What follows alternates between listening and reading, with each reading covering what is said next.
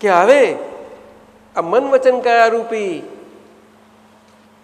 પોતાનું દેહ અને એના હિસાબો અને હિસાબોનું જગત, એમાં ઘણા ઘણા પાસાઓ કરીને હિસાબોમાં કઈ કઈ બાજુ કેવી રીતે તમે ના આવી શકો એ બધામાં જોતા જોતા હજુ સાર શું છે ને સાર શું નથી એટલું જ આપણને જુદું કરી આપે, તારણ કાઢી આપે.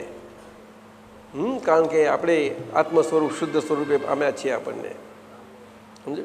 એટલે આખા અનાત્મ ભાગના બધા જ હિસાબ જીવન અને જગત સ્વરૂપમાં આ સાર સ્વરૂપ નીકળે છે. આજ્ઞાધર્મ જ કરી રહ્યો છે. અને જો એમાં જ્યારે આપણને શક્તિ કાચી પડતી હોય તો ફાઇલ પાસે આપણે આ સત્સાધનોનો ઉપયોગ કરાવવાનો, સાથી પ્રત્યક્ષ થવા માટે કે અંદરથી શક્તિ આપણી ખીલે અને શક્તિ કરીને આપણે આજ્ઞામાં આપણે સરખી રીતે રહી શકીએ. પણ સત્સાધન કરતી વખત ફાઇલ પાસે કરાવવું પડે એટલો ખ્યાલ રાખવાનો. સમજાયું?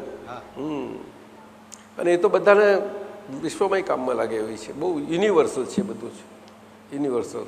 એટલે એની યુનિવર્સાલિટી બધી બધાને સમજાય એવી રીતે આપણે મહાત્માઓએ એમાં રહેવા જેવું.